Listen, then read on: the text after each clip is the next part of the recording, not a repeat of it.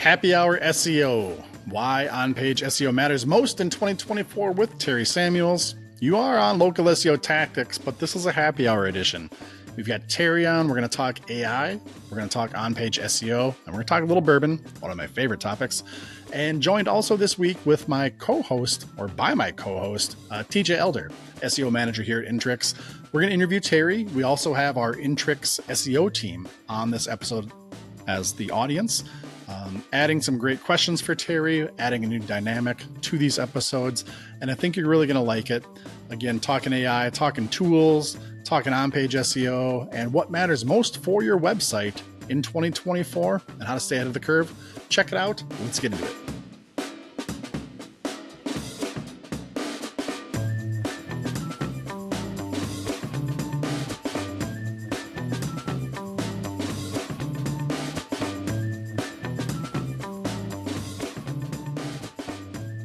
All right, welcome back to Local SEO Tactics, where we bring you tips and tricks to get found online. I'm your host, Jesse Dolan.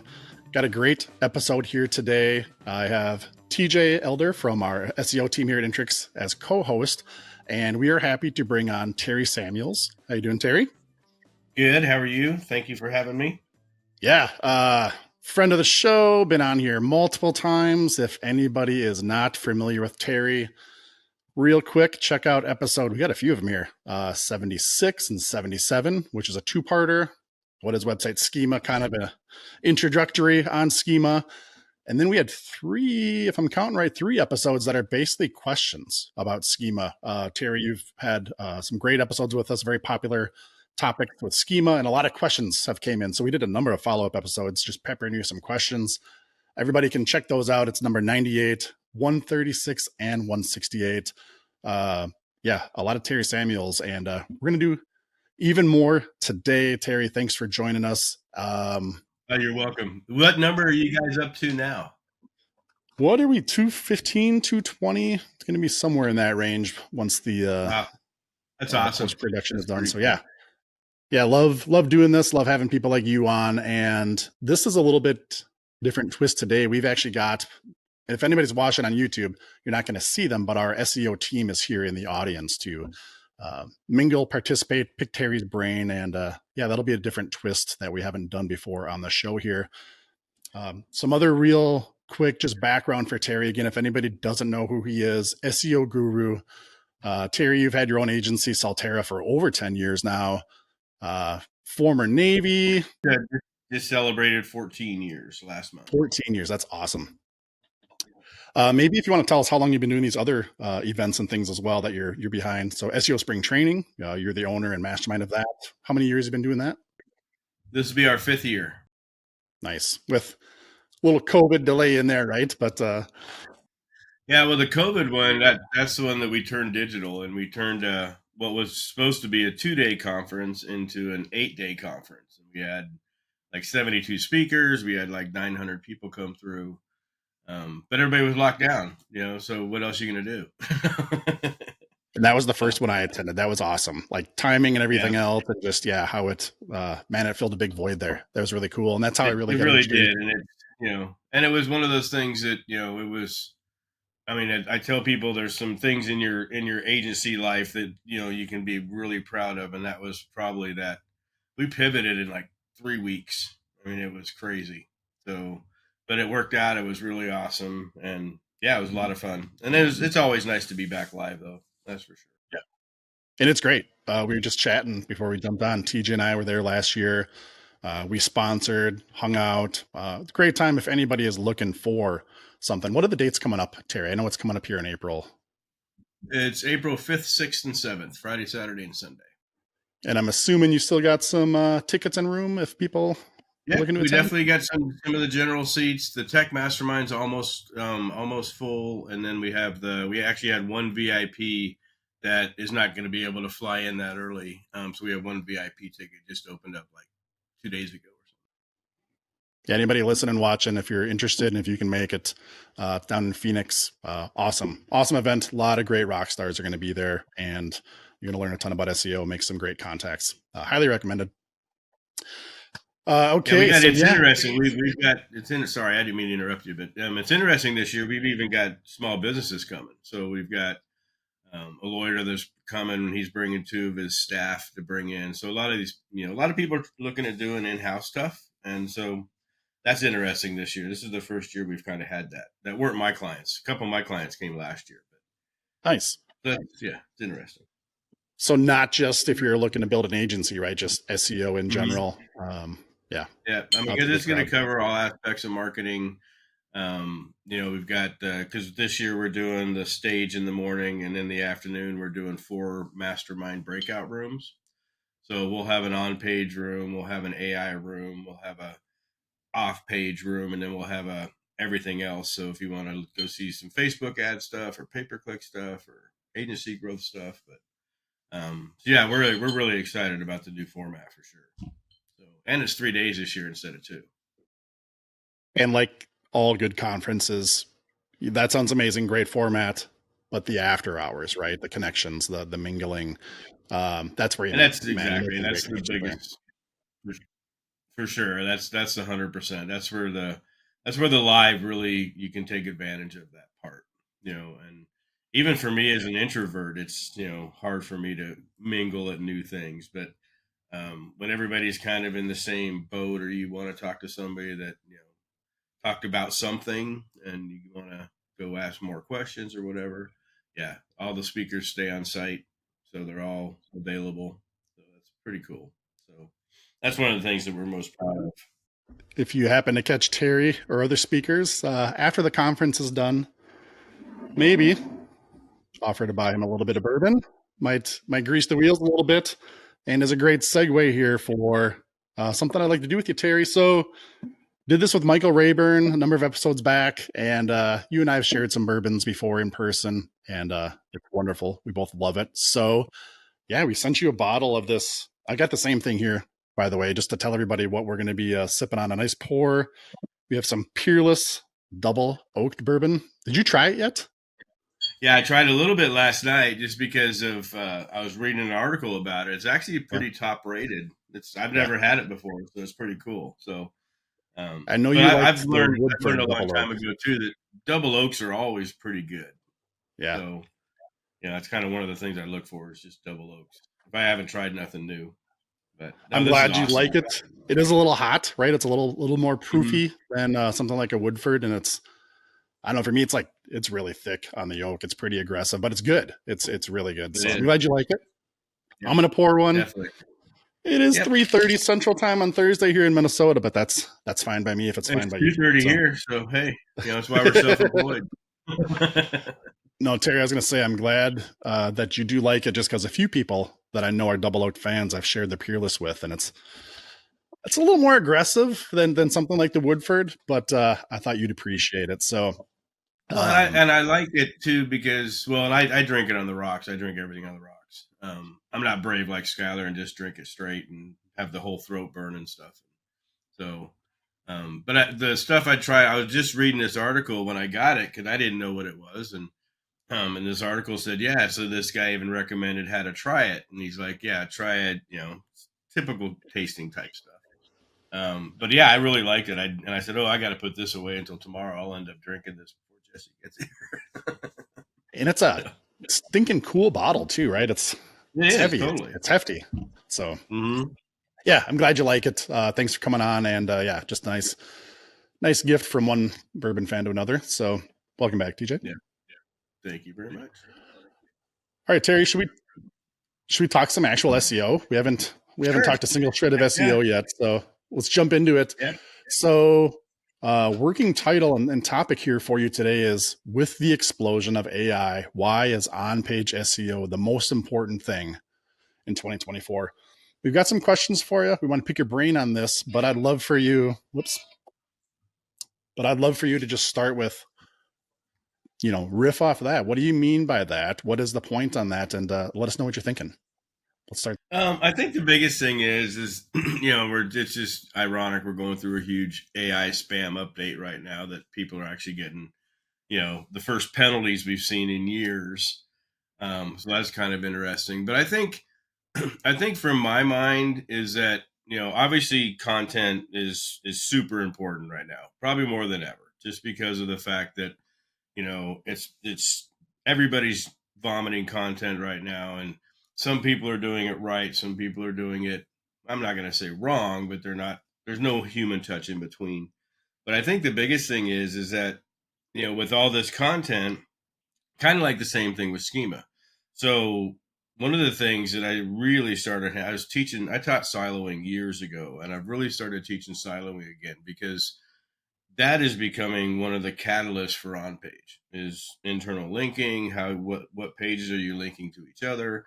The whole entity thing, all the stuff that we used to do just in schema, we're now doing an on page. So we're now doing in a public type visual format. So with that, you organizing the content is becoming more and more important in your website. So like Salterra, I think we've added 300 pages the past year, where we normally add maybe 20.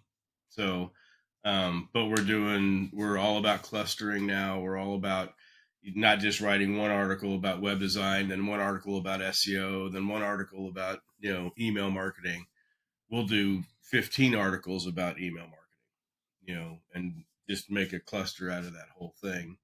But I think that's the biggest thing that people need to pay attention to. One of the reasons I started my on-page class is because a lot of the audits I was seeing was just shit interlinking. No thought process in it.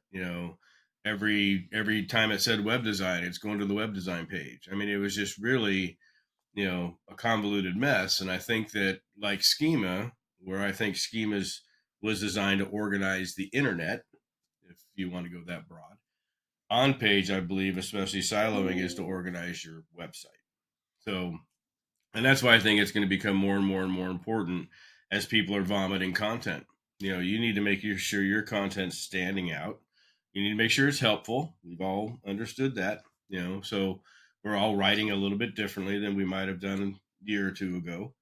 But I do believe that it's super important to have a purpose in the writing, not just load 100 articles about web design, and think you're going to dominate web design. I think you have to put more thought process into it these days than, so, and I think the people that are doing that are killing it. They're just doing awesome, so they're not worried about this update that's going on. So you mentioned kind of using putting a human touch on it or sprinkling a human touch, right? Not your exact words; those are mine. But so creating all these pages. So I guess unpacking a few things. You're not opposed to creating a ton of pages if you're doing it the right way. You are opposed to just vomiting pages as you're talking. And then we're talking about that human touch. Are you referring there to, you can't just use AI to generate pages. You're going to have to edit them yourself. Could you expand on that or tell us what you're talking about? Yeah, everything that we do goes through Grammarly Pro, not just Grammarly. It has to be Grammarly Pro. That's the first step, and then after that, there's patterns. Obviously, words like furthermore, in conclusion, all this stuff that all these AI writers put into. Some people even say delete the first paragraph and the last paragraph, and that's really all you got to do, and then throw it through Grammarly Pro. But yeah, I still think that it has to make sense, especially if you're doing clustering. A lot of times it'll duplicate paragraphs in the same, in different articles about the same topic. And if you're not paying attention to that or not reprompting, whatever system you're using, we use ChatGPT for. If you're not reprompting for them, not for that, not to keep happening, then you are going to have kind of, you know cannibalization of stuff, all the stuff that we always try to avoid. I tell people it's the old mass page systems on steroids right now. So matter of fact, I just got a site yesterday to audit, and he's like, half of my site won't index. Sorry, half of your site's mass page. That's why it's not indexed. So again, you have to have purpose of stuff you do with content these days. And you have to write differently. I mean, I tell people, especially in my class, get out of keyword research immediately. You need to be into queries. You need to be into how are people actually searching for these keywords. don't just focus on doing a bunch of content for a hot water heater in Dallas. Focus on people. How are people searching that query to get to that page? That's what you should be writing about. That's what your FAQ should be answering. That's what all the other things that we tell people you need to pay attention to, you have to pay attention to these days.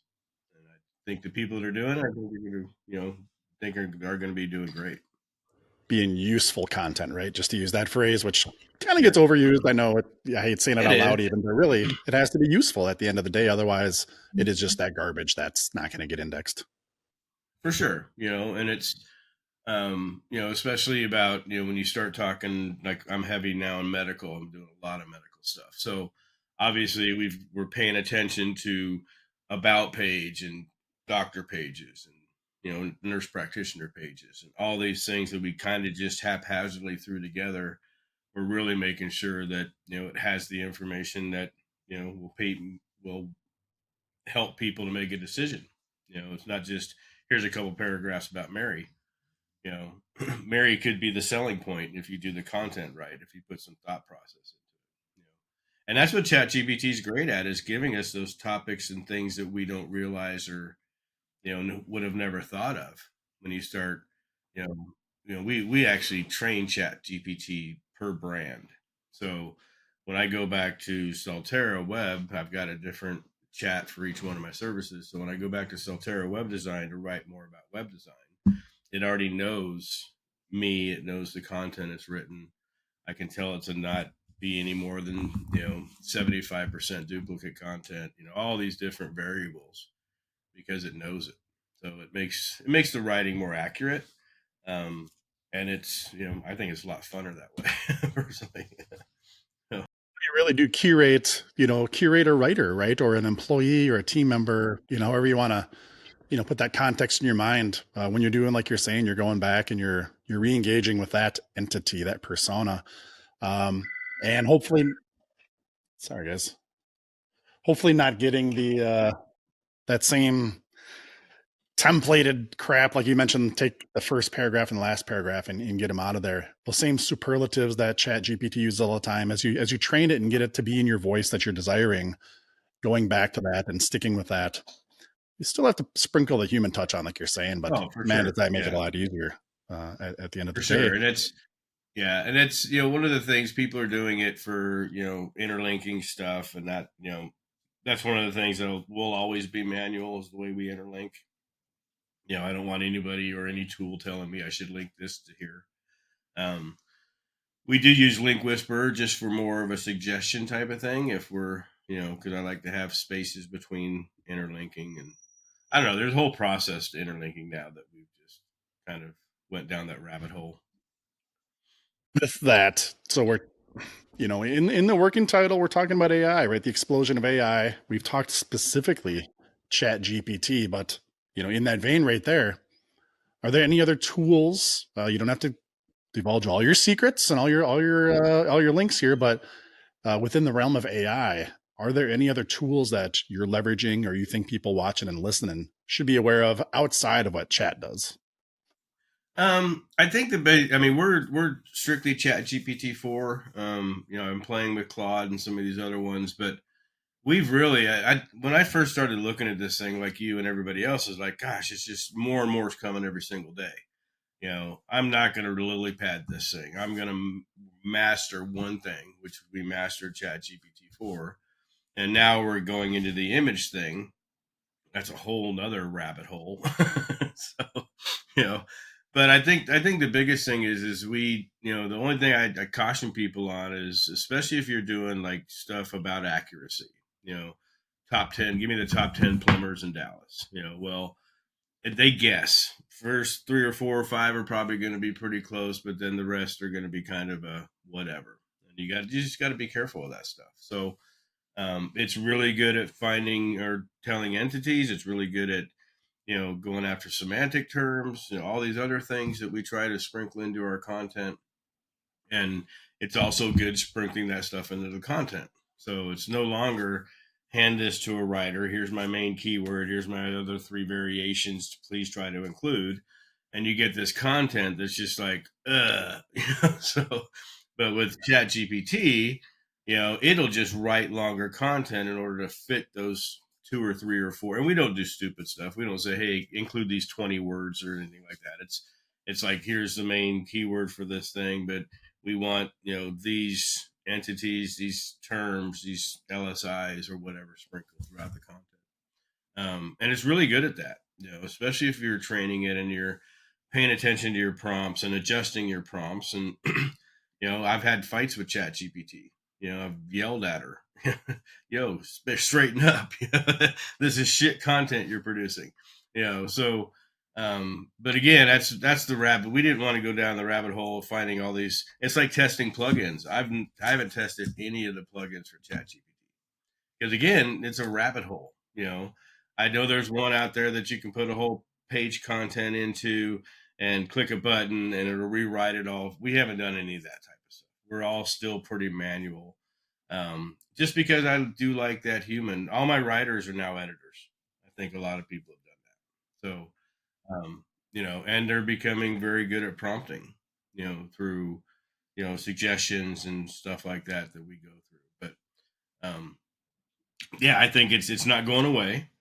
So, you might as well embrace it and use it for, good.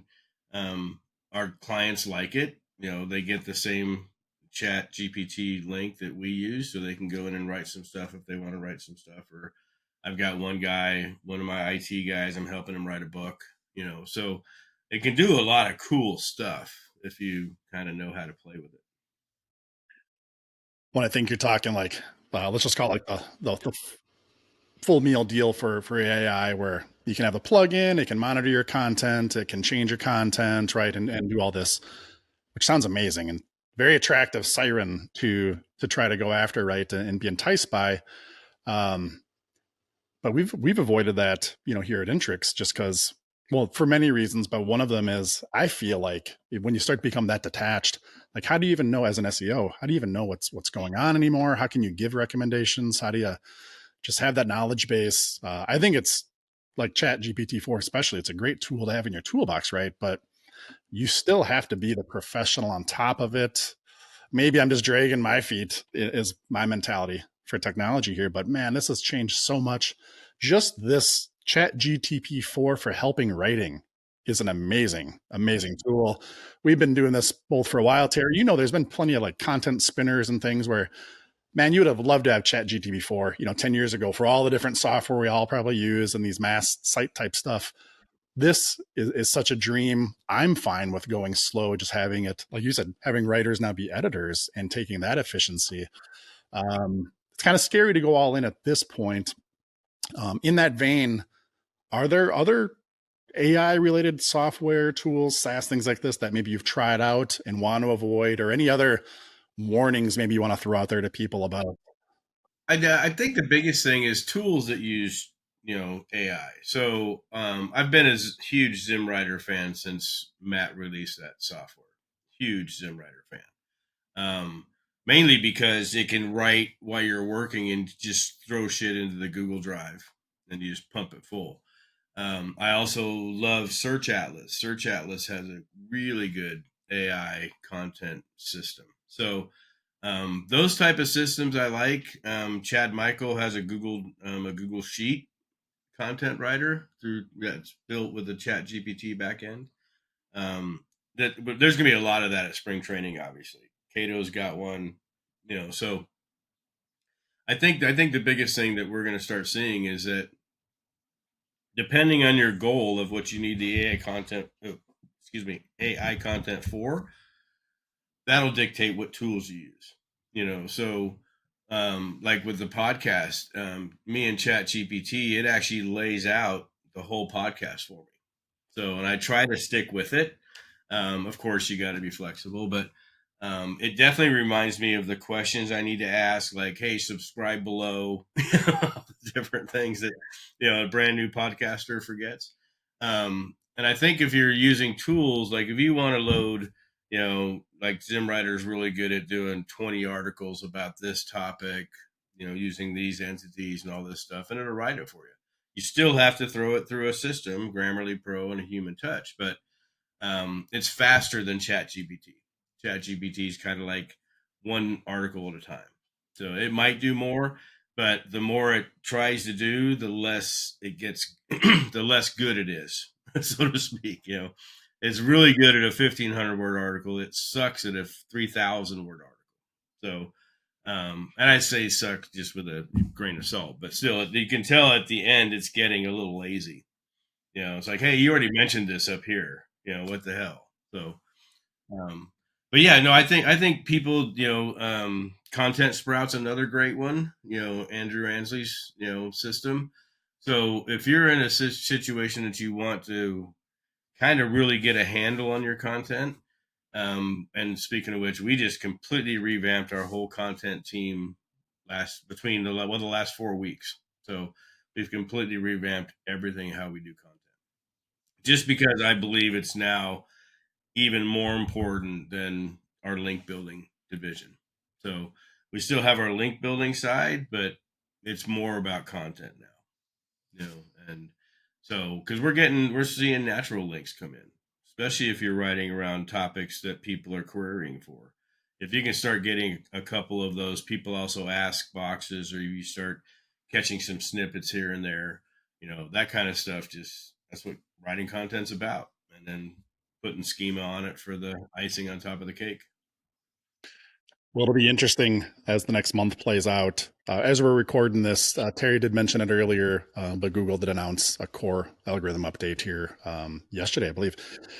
So it'll be interesting over the next month to see how that plays out. But I think a lot of these things we're talking about today are really kind of on the bleeding edge related to that core update too, with what Google's trying to do to either sniff out mass content, mass page stuff, linking networks, PBNs. There's a lot of things in that update that feel like we're turning a little bit of a corner. And we're on the same page as you, like just good content, human, relatable, helpful, good content is going to, I think, be a lot stronger going forward. Backlinks are so important, but you just read the language and what they're putting out there.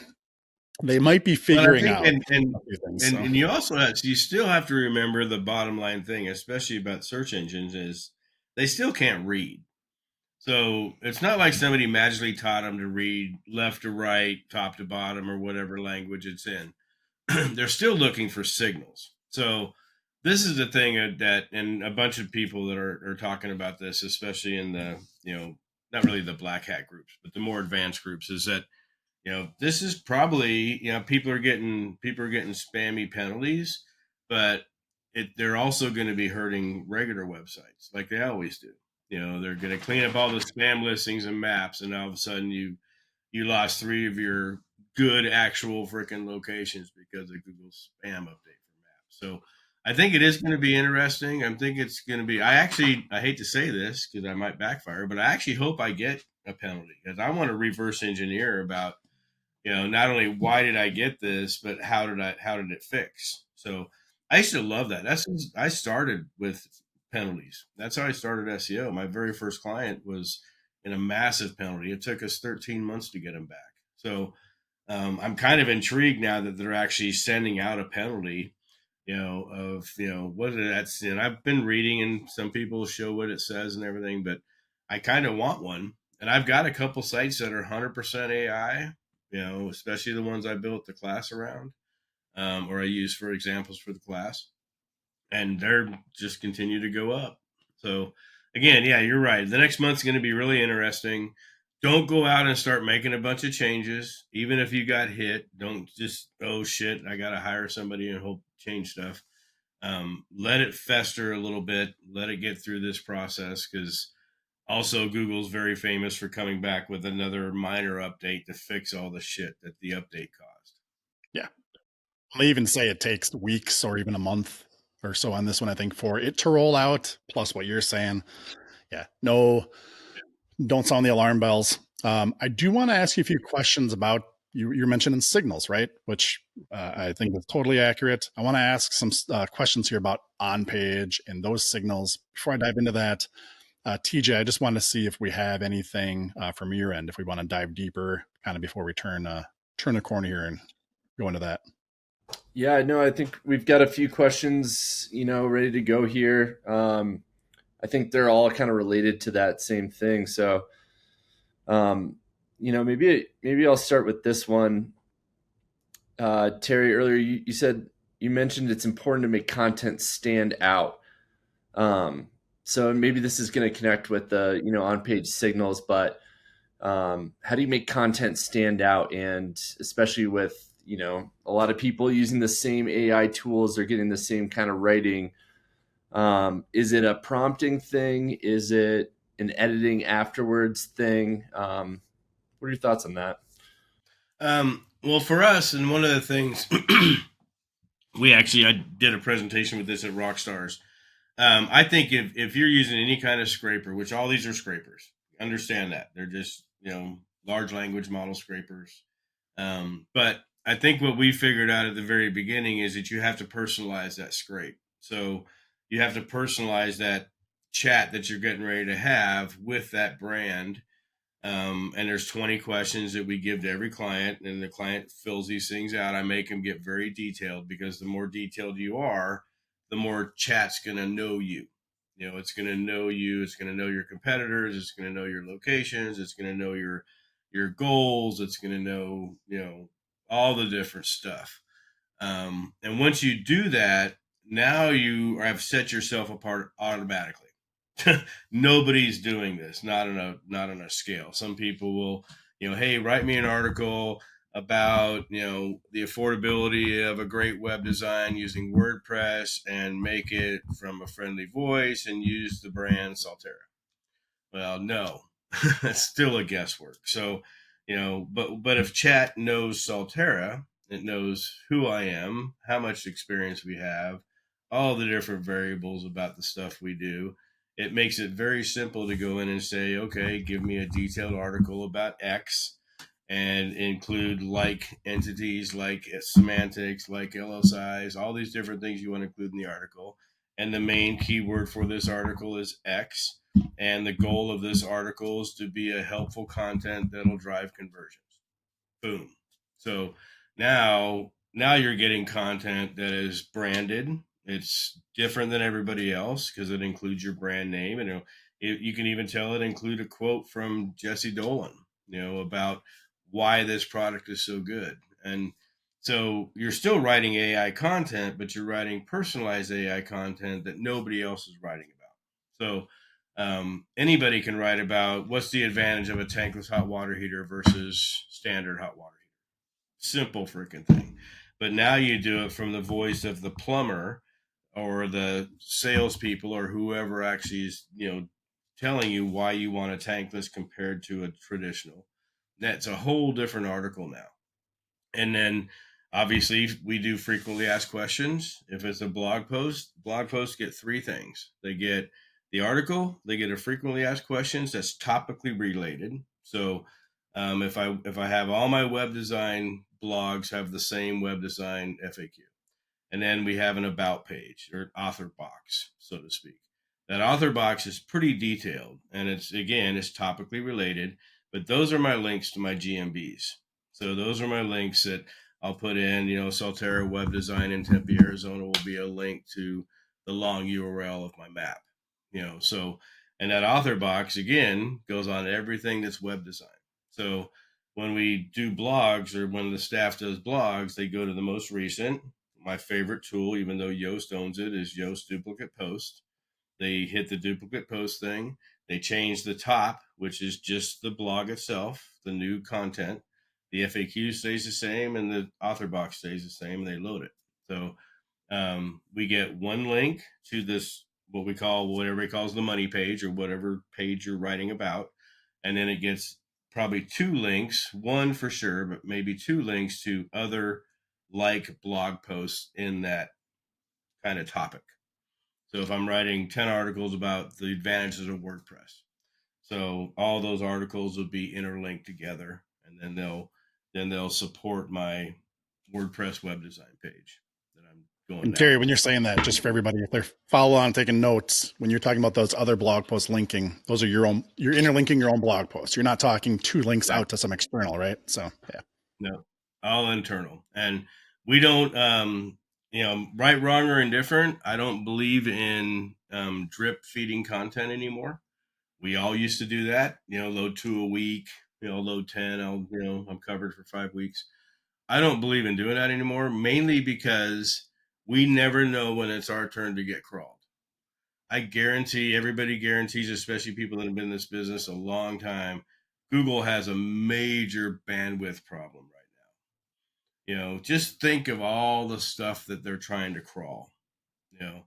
And so my little plumber site or my little Salterra site, if I get them every week, every couple weeks, I want them to crawl every single thing that is brand new from the last time they were there, which is why you want to set your site map to last modified. One of the most important things you have to do. Most site maps are default alphabetical. So your about page is getting crawled every single freaking time Google comes to your site. So change it to last modify. If you load 20 blogs in the past 2 weeks, those will be the first ones that you get crawled. So otherwise you're just fighting upstream. That was actually going to be my next question is, do you intentionally pace out the publishing of that new content? It's super funny that you kind of read my mind on that one. And that's, it's a really good point about how frequently Google's coming and crawling your website. So, yeah, a lot of good stuff. And I just to kind of, not to ride over you, TJ, but I just talked to a guy today at another agency we're going to do a bunch of white label stuff for, and they actually tell their clients that your website gets crawled every day. It doesn't. Unless you get 1 million hits a month or 100,000 hits a month or 200,000. I mean, you're just a little speck in the sand of the beach. Yeah, we want to encourage them to get back. There's things we can use like Omega Indexer and some other stuff to try to get them to come back sooner. But don't think that you're going to load a blog today and it's going to rank tomorrow. Sometimes you get lucky. Sometimes, but then the other times you're going to be explaining to your client why their blog isn't ranking after a month. Well, they didn't even know about it until 2 weeks ago. Yeah. Can't control that. Try to manipulate it like you're saying, but at the end of the day, I really like that little nugget there.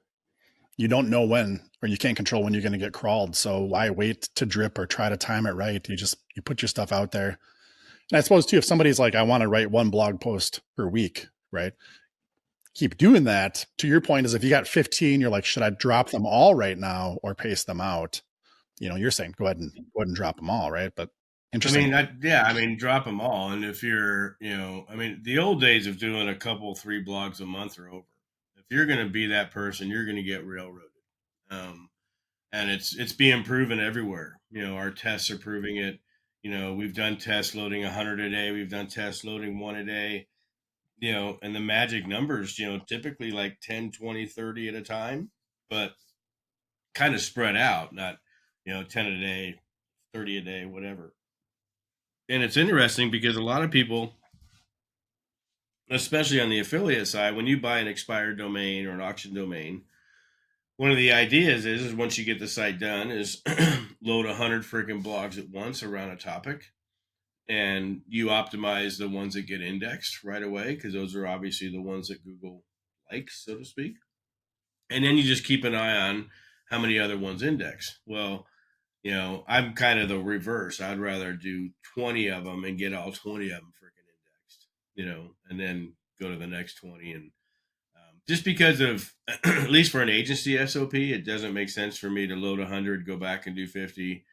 Have the VAs check next month to see if we got 10 or 20 more. I'm just like, nope, these are the topics.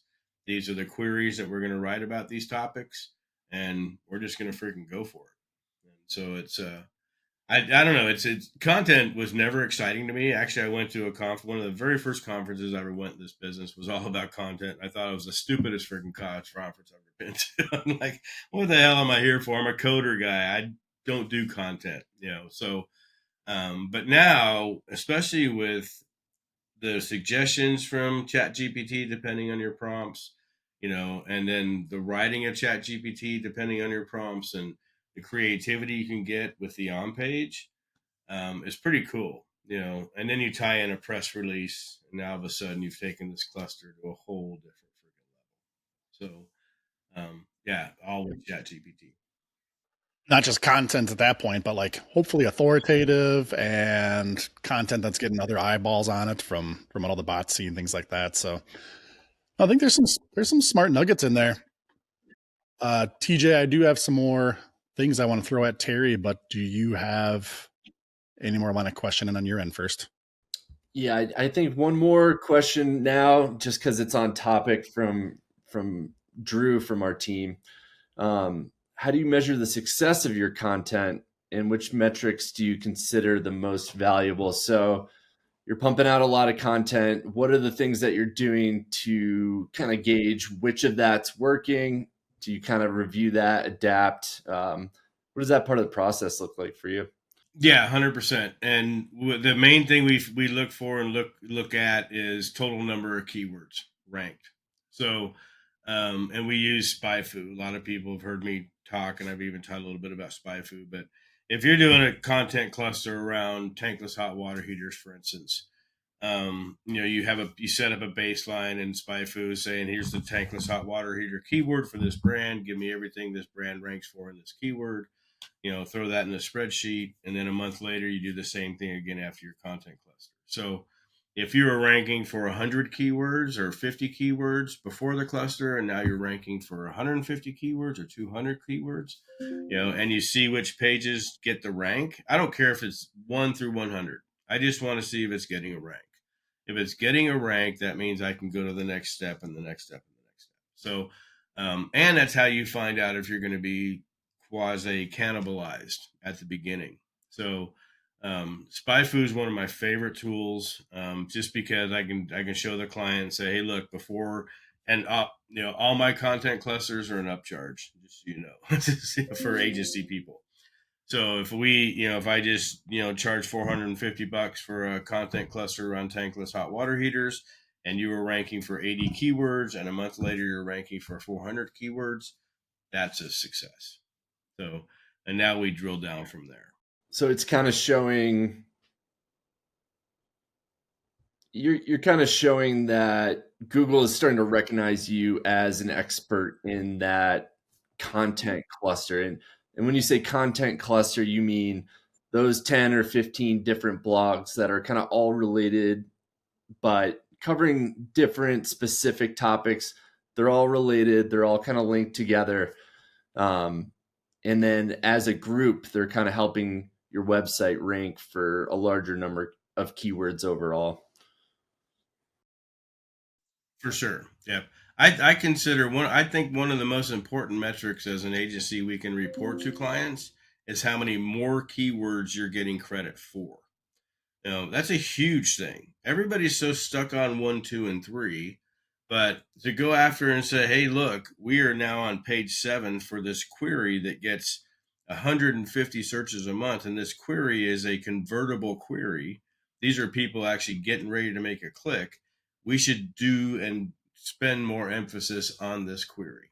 And you only find out about that if you find out what you get credit for. So, matter of fact, that especially around the tankless hot water heater, you get into best place to install it. Tankless hot water heater is solar beneficial. You get into all these different variables.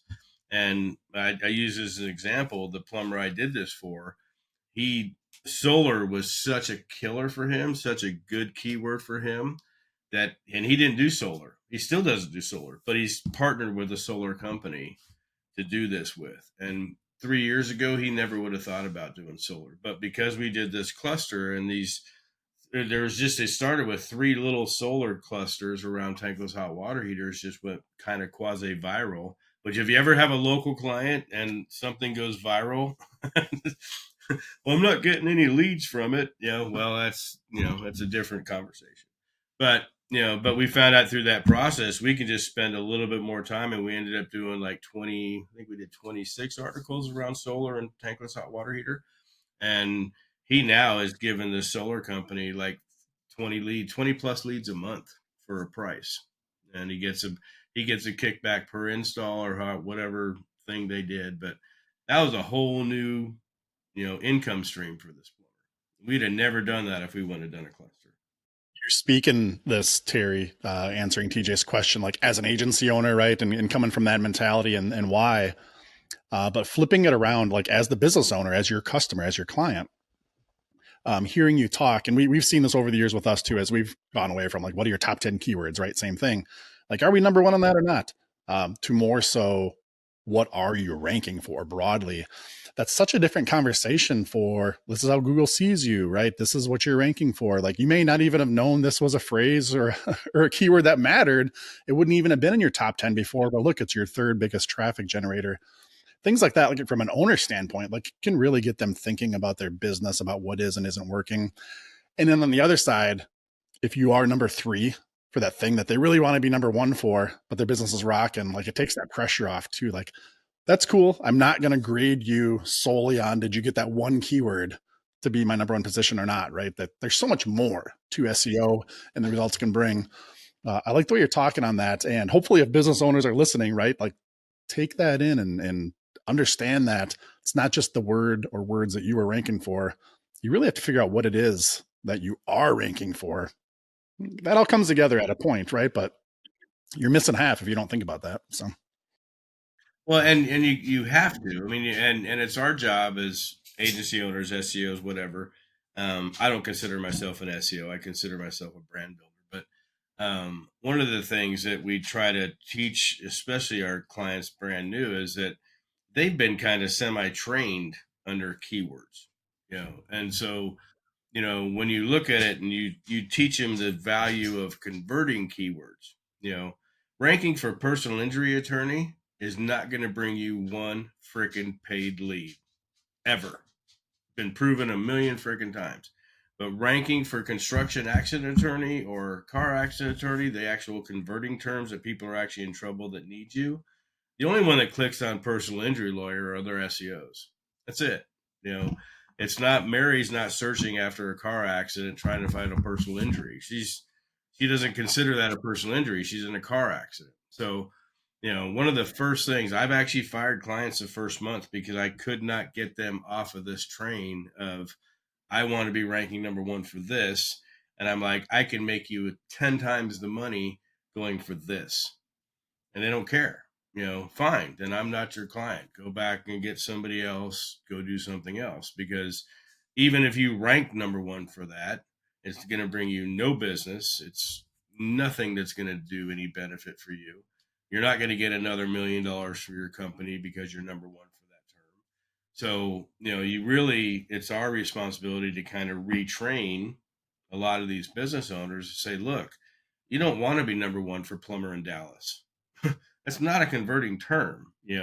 Most of those are going to be looking for prices and all this crap anyways. But, emergency hot water heater replacement, somebody's got a problem. Somebody needs help. They can't get that from Lowe's or Home Depot. So when and that goes about why we write content about stuff. I get a lot of clients that ask me why we're writing content about stuff. I say, because this is what people are searching for. This is what they look for. If you're a roofer and you're not spending a bunch of time on that emergency stuff, hail damage and all the stuff that people go after and writing a ton of content about that, you're going to lose out because those are people that they're ready. They're probably going to go with the first person that answers their phone, and you want to be in the top of that list. So yeah, they want to get off of the keyword train. They want to land on a page that gives them some confidence and they want to make that call and have somebody say, yeah, you're in the right spot. And then that converts, like you're saying, right? That's very smart. Exactly. Yeah, for sure. All right. Anything what's next? Come on, bring it on. He's ready. You got any more, TJ? No, I'd say let's go back to what you had next, Jesse. And, if I'll try to weave in some questions that are kind of related. Super. I wanted to interrupt this episode quick to talk to you about a new Boost SEO program. This is not a course or a traditional SEO service or program. This is a new hybrid solution that we're putting out for businesses who can't afford to outsource their SEO, but do want to accelerate the process and learning curve for SEO and implementing it on your site. I know SEO can be a complex and confusing field of study and practice, I also know that if you've got a business, you need to be visible on Google and capture that local market. So SEO is extremely important. Often we see the problem is that businesses don't have the budget to hire professionals to do it, the time to invest into it, both, right? Or maybe you just want to learn and apply SEO to your business yourself, but no, it's complex and time consuming, right? A very intimidating journey, like I'm saying. If this is you, if any of this is resonating with your business and your situation, we do have good news. Check out our Boost SEO program. You can go to localseotactics.com/boost. We'll help you to develop your SEO plan, how to execute SEO, and be your mentor and guide along the way, along with a bunch of other cool stuff. It really is positioned kind of in the in-between space for people who do want to learn it, do have some time to invest, but not the money to have somebody completely do it for you.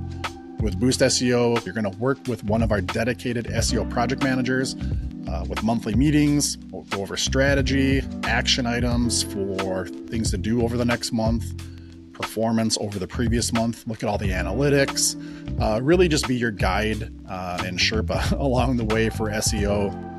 In addition to that, we're going to use our power tools, right? We're going to guide you. We're going to show you our training videos. You can have our library, and we'll assign those to you to accomplish specific tasks that we work together on. But then we have our whole suite of SEO power tools and our talent, right? And our technical abilities. We're going to do all that front side stuff for you and share the information with you and show you how to use it. So yeah, we're going to tag team this with you and get you the results that you're looking for. And you're going to learn a lot along the way. If you think this is something that you're interested in, if this sounds important for your business, maybe something you can implement, check it out. Go to localseotactics.com/boost. Right now, here in March 2024, this is still in beta. We don't have a ton of information on the website. Most of the information that's out there is what I'm saying right now. It's kind of a preview for everybody. So if you want to learn more, if you want to jump on board with it, or just put your name in there to kind of reserve a spot and see if you have some interest, go to localseotactics.com/boost and we'll be in touch. So yeah, I got a few questions here for you. Swinging back to the on-page side of the discussion. Wondering, you don't have to like go super in depth, but just for everybody watching and listening, if you had to give the old like top 1, top 2, top 3 type deal here for 2024 and going forward, again, in the face of AI and all the stuff we've been talking about, what are some of the stronger on-page either things you're looking for, things you do right away for clients, or just your overall recommendations? Whether we talk about just the homepage or some of these inner pages and the clusters and the silos, however you want to frame that up, what are some of the stronger signals? What are some of the things for the on page that you want to throw out to people? Oh yeah, so no problem.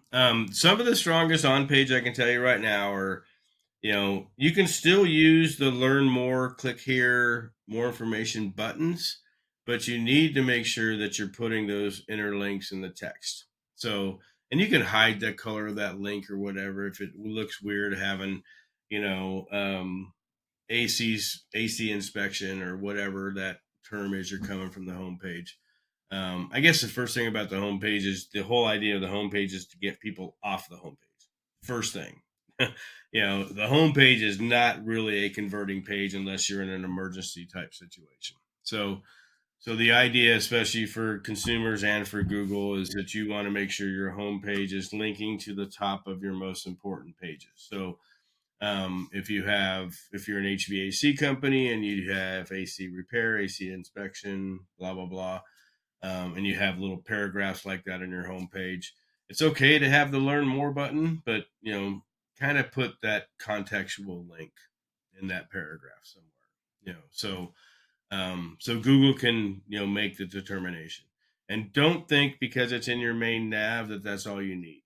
The main nav and the footer navs and the sidebar navs are pretty much ignored, and for a good reason. I mean, if Google had to pay attention to all this shit, they'd have more stuff to have to freaking worry about. But they definitely pay attention to contextual links. They definitely pay attention to, image optimization. And I'm not talking EXIF data.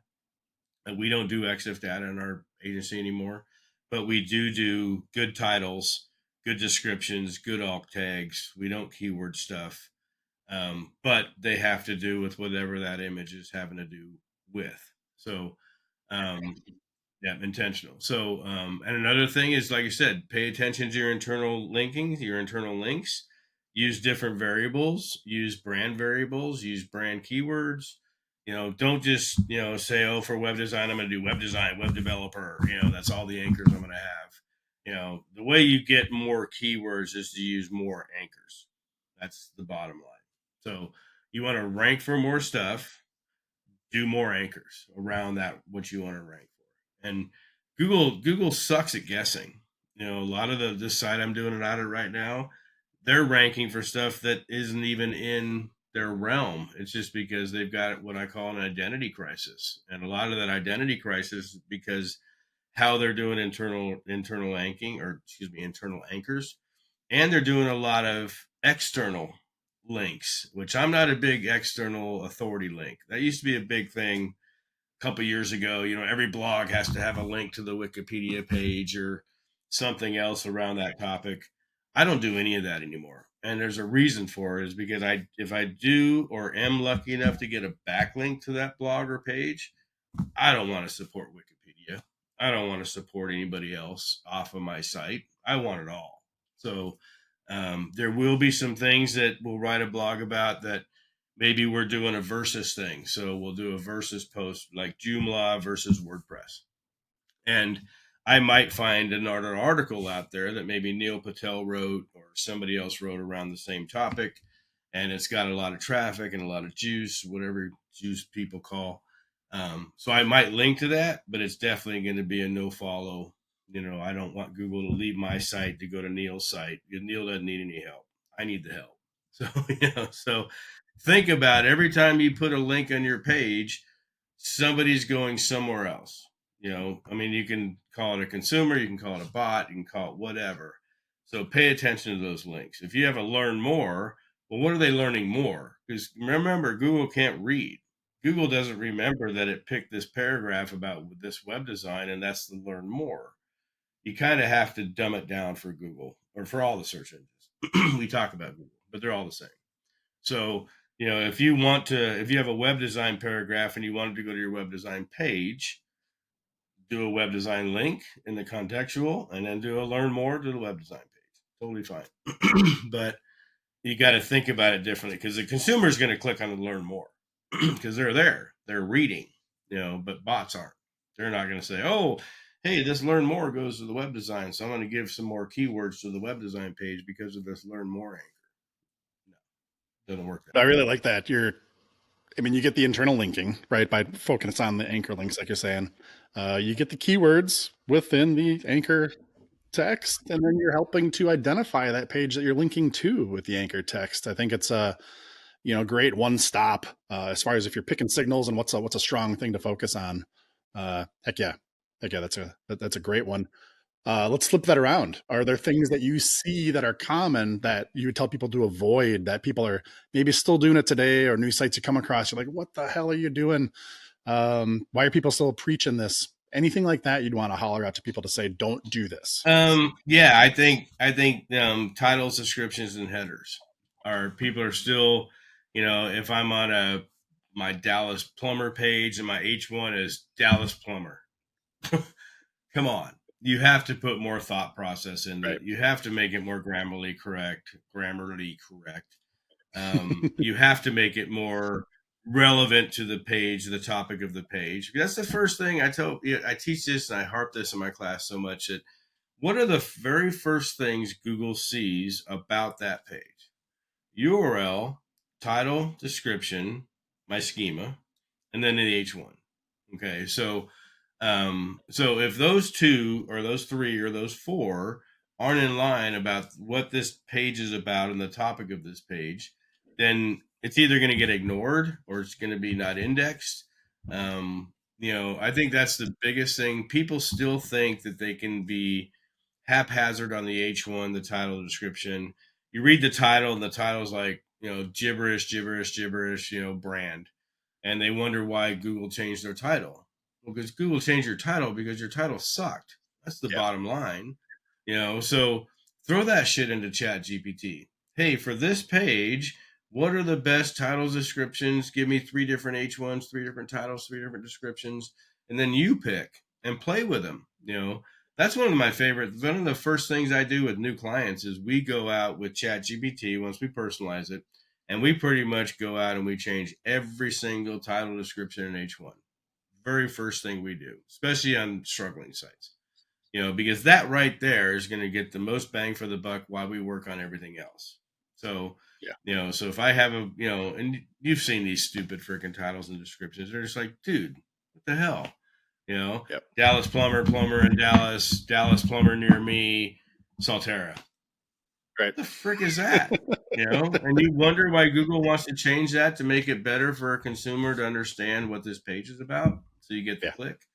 And it's all about getting the click, so I spend a lot of times in the SERP results. What does Google see in that, that is, because they're all mostly different. So even though Joe Plumber has this stuff in his, website, what is Google showing for this stuff? Same stuff. And we'll do 2 separate spreadsheets, and then we'll kind of commingle and say, okay, well, these are the first 10 pages Google hates because they changed the title, the description. They added some other stuff. They added in a location that should have been there, some other stuff like that. Or the stuff that Google changed was completely wrong. Maybe they changed the Dallas page to Plano because you happen to mention that on your Dallas page that you also do these other areas. Stop doing that. If it's a Dallas page, it's a Dallas page.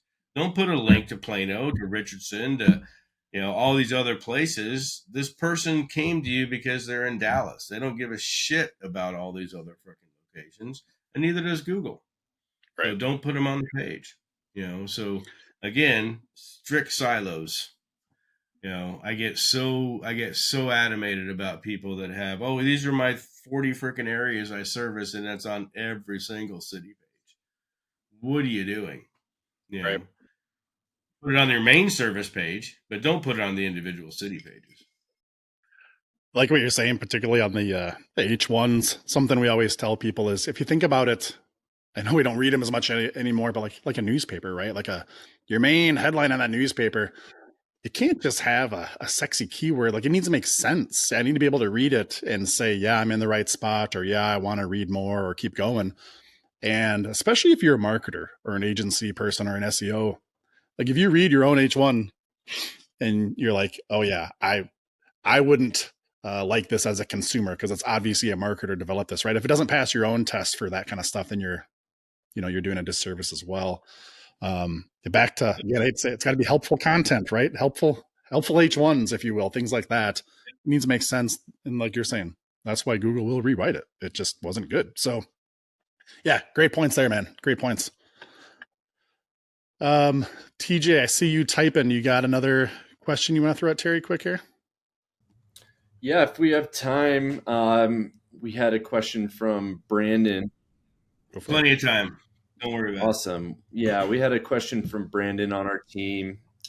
How do you recommend businesses address the EEAT guidelines from Google within their on-page strategy? Again, I think it depends on the words that you use. So we stopped using the word about and started using trust. So, why trust us? Not the about us page, it's the trust us page. So, and again, EAT also is in the line with link building. So that's a lot of people, I tell people, no, I'm not a link builder. We do it. But if somebody asks me about links, I send them to Clint. I send them to all kinds of other people. But as far as EAT goes, as far as content, we just make sure that we are the authority. We have the expertise. We are the voice. You don't have to leave our website to go to somebody else's website to find out information you're searching for, because we know what you're searching for. We're tracking it. We know. And so, and we're asking the proper questions, whether it be through FAQs or whether it be through writing a specific piece of content if it gets enough searches or queries. So, but I think a lot of things with EEAT is just that. Again, I think it's super important, especially for the content side. I don't know, again, because I'm not a link builder, but it kind of makes sense that if you get an authoritative link to your website or a page, that's going to be a help. But that's been that way for 10 years. That hasn't changed. So I haven't studied too much on EAT just because we've all done it that way, at least from our side. So I've always made my clients update their about page, their medical pages, doctor pages. When I tell them, I'm like, you need to be the authority in this space. If you're a doctor for a vein network, we're going to be the authority on veins. And be ready for that. I'm getting ready to add 100, 200 pages to your website because they're not going to leave your website to go find out something else about spider veins. We're going to be the authority. And so I think all that goes along with, writing content that people are searching for, making sure that it is helpful. I think helpful is more of a thing to pay attention to because I think helpful and expertise and authority kind of goes hand in hand. So if you focus on helpful, it's going to kind of be EAT, so to speak, if you want to categorize that. But again, we don't put too much emphasis on it except for the authority. I want the website to be the authority site. I want the about page and the doctors and all these people to be who they are. We spend a lot of times on the author pages, on the author boxes, because when I say that Dr. Bob did this article, I want Dr. Bob's authority to be on that article. It wasn't written by Salterra, even though it was, but Dr. Bob's taking the credit for it. So yeah, I think that's the biggest thing is, it's like, I hate to say it, it's like web design speed or website speed. Don't get too caught up in it. Obviously, if your website loads in 13 seconds, you got a freaking problem. But if it loads in 3 seconds and 2 seconds, don't try to get it down to below a second. It's not going to help you anymore. You're just going to waste resources. I'd almost say go back to being intentional, to use that word again too, Terry, right? Like you're saying, like you're trying to build that trust, trying to get that accreditation back to you, trying to capture, really that relevancy. So just, yeah, if you're making an about us page, like, I liked your example there. Why do they want to know about us? Well, they want to trust us. Okay. So this is a trusting page. That's the intent of this page, right? Not just to learn about us. We want you to learn about us to trust us. So just taking those things a step further around that EAT model. Yeah, that's some, well, especially good advice. If you look at I like you're saying 90% of tempering it a little bit. analytics, your about page is your second most popular page. So why not make it kick ass? Interesting. Why not make that a selling page? Yep. Yeah, don't just sit there and say, oh, okay, blah, blah, blah. Make it a converting page. Offer something on that page. Make it a page. If it's actually the second most popular page on your website, that page also better be ready to convert clients, because that's probably the last step. Is now they saw something, read something, watched a video about something on that page. It's now going to make them comfortable to take it to the next step. So, and if you look at, true tracking, exit pages, about pages are also the biggest exit page, because the about page doesn't give that warm fuzzy, doesn't sell that company, doesn't, make that person want to click and get help from that company. So, it's something that people really need, especially nowadays with all the choices out there. If you're not spending some very ample time on your about page and your owner page, I've got owners, I don't want a page. Bullshit. You're getting a page. Either I'm going to write it or you're going to write it. So, it's up to you. So, and we used to do that in schema all the time, but now it's more important now to not only be in schema, but to be on the public side, because the public signals perception. If you have the word college and you have the word education and you have the word, experience, and you have the word 15 years and all these different signals that Google's looking for in your about page, that's going to put you in the head of the class. So don't ignore the about page. So I tell, same with the 404 page. If your 404 page isn't ready to convert somebody,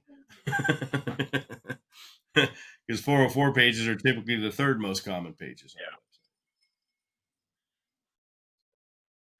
Well, think about, again, I said this a few times, I like what you're saying, and I'll repeat that phrase, because you're saying a lot of good stuff here, of course. So we have you on, but people forget about those pages that don't have that next step. Where now, what should I do? And if you think about somebody browsing, browsing your website, we hope as designers and marketers that, yeah, man, they visit my about page. And then, of course, they're going to click on the get a quote up on my top menu. Well, yeah, if you ever do any screen recording or watch people navigating your website, they don't follow the path that you hoped they did. Just like grocery stores, you walk in, do I go straight back and get the milk? No, I'll zigzag and wander around. It doesn't matter what they thought I would do. And so if it's an about us page or an example I always use is like your thank you page. People, hey, thank you. We'll get in touch shortly. Well, give them something else to do on that page, right? Maybe pre-buy something or learn more or visit my freaking social media, like whatever it is. An about us page is a great example here of to convert or have a next action or tell them where to go next. What do you want them to do? Don't leave it up to them. Don't make them think. They will if they need to, but at least give them a default option on what to do next. A big red button at the bottom, whatever it is, right? Yep. So 100%. I mean, that's what I said. I mean, yep. Yeah, my 404 page, I've gotten 3 leads this year so far just from my 404. Nice.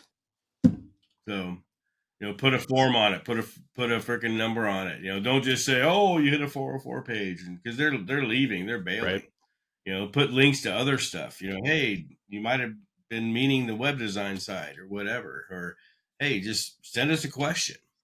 So yeah, don't forget the what we call the forgotten pages. Yep. About 404, even thank you pages, stuff like that. That's perfect. Last question I have here, Terry, and then TJ, I'll throw it to you if there's anything to follow up on. But give you the opportunity, if there's anything you wanted to expand on with, that new late breaking news here, the March core update, whatever phrase we're going to call it. I don't think anybody's officially labeled it yet, or nothing's caught out there that I'm aware of, at least. But any other parting thoughts you want to give people on that outside of just chill? Don't do anything drastic yet. Yeah, chill, don't do anything, but also remember, like you mentioned before, it's not just about spam. I think they're going to be looking at the stuff they always look at, like content. Like content's bad. If you still have pages with 300 or 400 words on them, you got to triple those, because it's a waste of time for the bots. Again, you don't want somebody crawling one paragraph when they can be crawling 10 paragraphs. So pay attention and understand that this update is going to be more than just spam. They're calling it spam. They're calling it clean up the internet, but you also have to remember and take it with a grain of salt that Google can't read. So it's looking for certain signals, and we'll find out eventually what those signals are. But you also have to remember too that Google does also have an AI tool. So again, anything with Google, I take with a grain of salt. Yeah, people are getting some penalties and stuff, which are going to be interesting to see. But for the most part, I don't think this is going to be as big as like the helpful content, other ones that they had. I think it's definitely going to go out after obviously if your sitemap grew 1,000 pages in the past 30 days and you're not a news site, Google's probably going to target you. But if you added 30 pages in the past 30 days, Google's probably not going to target you. Now, if it's shit content and you just did an automatic load from, ChatGPT to WordPress blog and you didn't have any interaction, human or whatever in between, then I hate to say it, you deserve to get pounded. So you have to take and spend more time on not just content, but why this content, what are the goals of this content? Yeah. And you'll do amazing things, and you won't have to. I'm like I said, I'm just checked just now. I still haven't had nothing kind of hit me yet. So at least the two sites. I've got 2 sites that literally have. They're both 6 months old, and they literally have 10,000 plus pages on them in 6 months. So if I am going to get hit, it should be those. Yeah. But every page had a human interaction between, so it was not auto loaded. That wasn't the test. The original test was to see how quick I get stuff indexed. So now I'm going to leave them. I was actually getting ready to take them down next week until this update came out, but now I'm going to see, okay, well, come on, Google. I even redid Omega Indexer to re-index them so I get Google to see them, to see if I can get the penalty. So I really, and that's the kind of, a lot of techie people like me, we kind of want to be penalized so we can go reverse engineer it, kind of teach whether this is what we found, this is what we didn't find. This is what we think Google's guessing at, because Google's guessing most of the time anyways. So, but yeah, you're right. It'll be interesting to see the next couple weeks. Especially some of these bigger sites that I saw today, they're getting hit, but they're just, again, they're freaking spammy sites. They should be hit. So I want to see something that's, Bob's Plumber in Dallas, Texas, that's been getting AI driven blog. Well, and then not for Bob. yeah. Sorry. We'll all learn by mistakes then, really, at that point, right? That's a great way to learn. We all know that. Anybody who's been around the block, more than once. Well, and that's the way we used to learn. When there were penalties, especially link building penalties, that's how we learned. Google didn't tell us what we did wrong. They never will. But you go out and you find some stuff and say, well, I don't know if I would have done it that way. Okay, so let's do this differently or remove that or whatever. But yeah, I mean, the stuff that I saw today before we got on the call, it was junk shit content anyways. And like 500 words, so I'm happy that Google's doing this, because I think this is a major problem. This, AI driven content that's not helpful or it's not providing a purpose. So I'm hoping people, again, take it more seriously. Don't just think that you can write 100 blogs about, why you're the best hot water heater installer in Dallas. That's not what it's for. Got to be a little unique. So, I am too. I don't know if it's nostalgia, but there is something about just hearing manual penalties, manual actions, like the jumping into Search Console to see, what you got there. It's been a while, so I don't know. Yeah, exactly. Yeah, I keep checking my email. I'm like, okay, nope, not yet. Yeah, Terry, keep us posted if you see one on one of those mega 10,000 page sites. Okay. Yeah, definitely. I'm actually following a site right now that I put into my system this morning, because they did get hit, and I just want to see what I can see what they got hit for, but I just want to see if there's anything different, but it's, the bad thing is I don't have access to their Search Console to see which ones fell out. The falling out of index is like your first clue something's wrong. And it might not be wrong unless you, like you said, you always do the re-verification or the revalidation. And once you revalidate it, when it comes back and said, yes, it's validated clear, but we still had some pages with problems, those are the ones you need to pay attention to. So don't just think if you have, indexed or crawled but not indexed, or, crawled, but there's a couple of them. But go in there and hit the validate button before you do anything. And the stuff that comes back after the validate, those are the ones you got to worry about. So, anybody listening and watching too, if you haven't done that, what Terry's talking, don't sit there and wait for your validation to come through and say like you're good, right? Like you click the button, you check back every few days and just and see what's happening. It ain't going to be a fast process for you. TJ, we have compromised Terry for a heck of a long time here in this episode. Do you have any final questions for him? Otherwise, we should wrap it up. Let him quit drinking for the day. So. Well, no, I mean, I've still got a few minutes. So if there's another question, I'd have no problem. Yeah, I mean, I love your group. So thank you. Whatever it takes. I'm gonna have to pour another one if we keep going. So it's half for me too, Terry. So I'm gonna wait until after my 4 o'clock. I don't think I have anything else that wouldn't open up a whole can of worms and keep us on for another hour, and kind of like veer us off to a different topic. So I'll wrap it up from myself and the audience here. Well, we'll have to have him back again. Yeah, no, Terry, you have to come on again. You're the reigning appearance king for how many times you've been on here compared to the others. So we'll keep you in the lead. Don't worry about that. Real quick, Terry, do you want to just rattle off, Saltera, spring training? Tell everybody the things we mentioned earlier, how they can get a hold of you, how they can learn more on these various things that you own or in front of. Yeah, obviously the conference coming up April 5th, 6th, and 7th is SEOspringtraining.com. If you use coupon code Terry24, it gives you, like $400 off. But the coupon codes are expiring this weekend, so just fair warning. And And then SEOuniversity.net is my teaching class. I don't do courses. I do live classes. So, could I hold people accountable in these classes? But I think that between those two things, if you're interested in expanding this business, or especially around on-page and SEO and schema, I mean, spring training is going to have 4 of the top 5 schema people in the entire planet in one spot. So the only one that couldn't make it's in the UK, but everybody else is there. So if you want to come and spend some time in the on-page room, you're going to get to see stuff that it just blow your mind.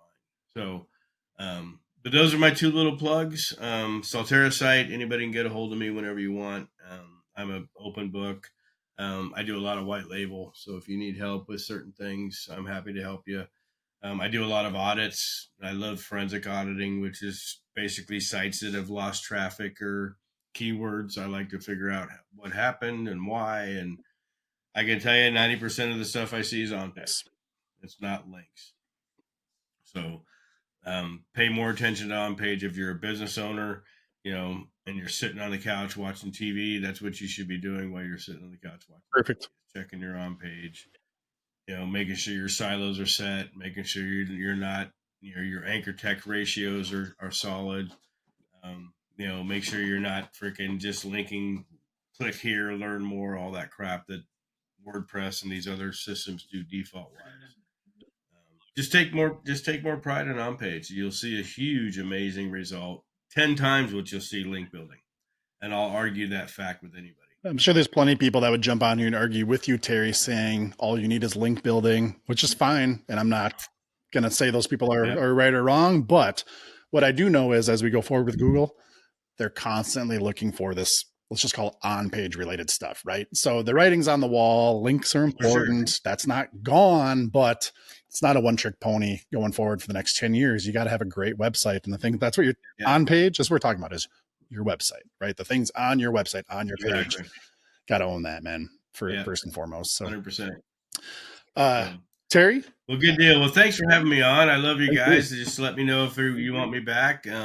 Reach out to me. If you need help, if you want to come to the conference and you have some hiccups or you're on the fence, come to the conference. Nice. I guarantee you'll freaking find some good value in it. It's pretty badass. It's a good time. I know you guys are too busy to go. That's crazy. I still think you should put TJ on a freaking plane and send him, but or Bob even. Send Bob. Bob doesn't do anything. Get on down there. Get on down there and represent, right? No, I just for everybody firsthand. And I think I'm thinking back on the episode we did with Michael Rayburn a few months ago. We just lavished your conference with all kinds of praise on that too, Terry. Plenty of people. If somebody Google SEO spring training, you're going to see tons of reviews, tons of great stuff. We love it. And yeah, you put on a great conference there. Terry, thanks for jumping on. For everybody watching or listening, all the things we talked about today, links to Terry's sites and information, we're going to have that in the show notes. You can check that out if you didn't write it down. Don't worry. Go to localseotactics.com. Check out this episode. We'll have it all there for you. Thank you guys. You guys are always awesome and professional and everything else. So maybe we'll do an SEO spring training, Minnesota. Now you're talking. In the summer, not in the winter though. People in the summer. People ain't gonna come in the winter, right? So in the summer with a fishing trip, with a frickin' So north. Let's do it. Definitely. So that'd be awesome. So well, thank you, gentlemen, for having me. And Terry, thanks for jumping on. Really appreciate it. And catch you next time. All right, everyone. I hope you enjoyed that episode. Always great talking with Terry. Really appreciated TJ being a part of this episode and the broader Intrycks SEO team. I really like this format, and I really like a lot of the things that Terry was sharing today. Hopefully all of you watching and listening were able to pull out some good nuggets, some good action items from what Terry was talking about and the discussions that we had. If you like this, we'd like to hear from you. Check out localseotactics.com, scroll to the bottom, click the link for reviews, submit a question, whatever it is. If you're enjoying this show, maybe you got an idea for a future guest, anything. We'd love to hear from you. Go to localseotactics.com and hopefully you enjoyed this episode. Catch you on the next one. Take care.